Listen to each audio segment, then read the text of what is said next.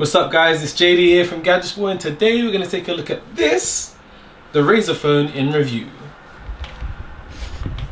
Now design wise, this is a phone that looks like none other right now. I think Razer's gone for some very intentional design cues here. It's quite blocky, very metallic unibody design, very harsh, cold to the touch.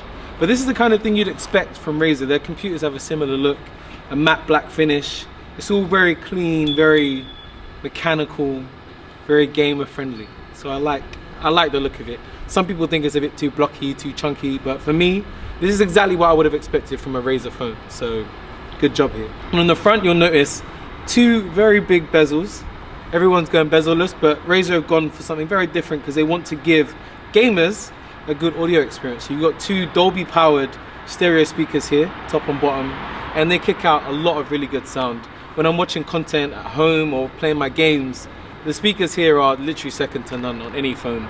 This is the best experience I've had in terms of audio from a phone. So I think the design cue, it was a good choice for me. This is what I would have wanted from that. On the back, you've got the embossed Razer logo. No, it does not glow in the dark.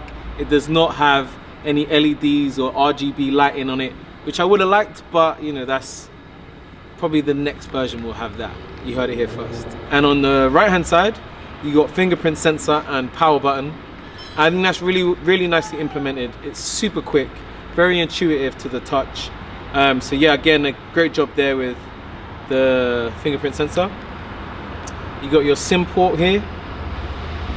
64 gig storage comes as standard on this. You've also got a memory card slot, so that you can expand up to 256 gigabytes, which is also really impressive. On the side here, you got the audio up and down, and front-facing camera built into the speaker. And you've got your dual 12 megapixel cameras, dual 12 megapixel cameras on the back of the phone. Do we have an audio port? Again, another camera manufacturer has gone down the road of ditching the audio port, and they haven't even done it for waterproofing. There's no waterproofing on this phone. So I can't actually understand the decision behind ditching the audio, but they have got a USB-C input, and that's the only input on this phone. One of the things I can give Razer some points back for is in the box, you get a USB-C 3.5mm audio DAC adapter. So you've got the DAC audio interface built into this on the end. So you get much more improved audio quality on there. So I mean, even though they've ditched the headphone jack, they're giving you something back by including that in the box. You don't have to buy another third-party adapter so you can get your audio in there. So that's a nice touch. Yo, John. This is the last time I'm letting you interrupt me. I've got a lot of gaming to do. Yeah, but I need to educate my audience about the performance. Tell me about the performance of the Razer. Yeah, I mean, you've got all of the latest technology in here, 8GB RAM, Snapdragon 835 processor. You've got the Adreno 540 GPU in there, so everything under the hood is exactly what you'd expect from a gaming phone for gamers. Some people might say it's overpowered, but I'd rather have 8GB RAM than 6. I think in terms of future-proofing, that's a great feature to have. That's some pretty powerful spec you got there. So what does that translate to for the users or potential buyers? I mean, this is obviously aimed at people who are very much into their Razer peripherals, their Razer computers, but I think all of those benefits you get from the gaming, like the 120Hz screen, you know, the super fast processing, the onboard 64GB storage, 8GB RAM, all of those benefits translates into daily use. So when I'm using the phone, even though it's not the most powerful Android phone out there, it feels like it because it's so much faster. Everything's so much smoother. The animations are super quick. For me, it's better than the Pixel, and that's a Google phone. Everything looks nicer on this phone, and it's stock Android as well. It's 7.1 at the moment, but they are upgrading to 8 in the new year. In early January, they said, possibly. So yeah, you've got no bloatware other than their own launcher, and it's really nice. There's no extra bloatware on here. It's very clean, unadulterated Android experience. Now, of course, we can't leave out one of the most critical things in every smartphone, the camera.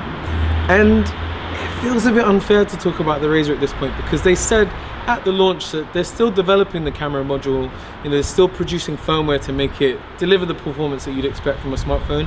As such, I'm really not impressed with the camera on the Razer phone. That's probably the biggest downfall for me. And almost, it might as well not have a camera. I don't use it at all. The lag is pretty bad. The quality of it, I mean, it's got dual 12 megapixel sensors, one with an f2.6, one with an f1.7 aperture. One's wide, one's tele, so you get that optical zoom option that you get with something like a Note 8. But it's just, the hardware's there, but the software is not quite up to it. To wrap up, the Razer phone, as I said before, is very unique.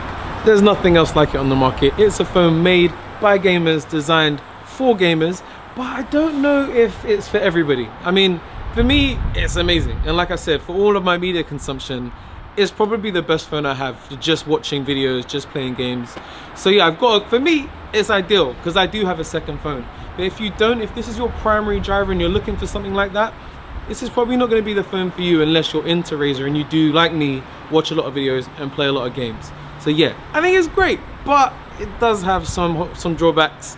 The camera sucks. I'm not even going to hold back on that. The camera's terrible. But they said they're going to update it and hopefully we'll be continually improving it. But as a first phone from Razer, I'm hugely impressed. You know, the specs, the under the hood specs are, if it was Samsung that made this as a phone and, you know, they went all out, I think all of those specs is exactly what you expect from a top tier manufacturer. So Razer's done a great job for me. So before you tell people what to do next, you know, the usual subscribe here and all that. Shameless plug. Shameless. Tell us, what's your favorite game out right now? At the moment, what, on the Razer? Anywhere. Oh god. We're talking about gaming here. I'm a Look big at that TMMT out as well. Shout out. I'm a big Gran Turismo fan. So right now that's my, you know, everyday Gran Turismo. I'm a driving fan. So yeah, I'm loving that. But on the Razer, as you guys saw earlier, I was banging out Gear Club. I think Gear Club's hot. It looks amazing on the Razer as well. So yeah, that's probably my favorite game. So before we go, can you tell people what to do? Thanks for watching. Please subscribe. If you have any comments or questions, put them down there below. But yeah, in the meantime, tell a friend and come back. The waters offshore are almost as rich in life as a rainforest.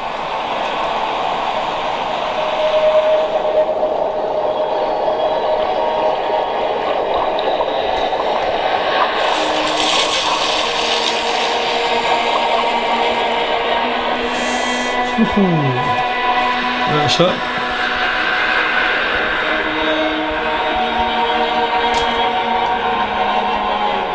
A family of bottlenose dolphins are resting on the reef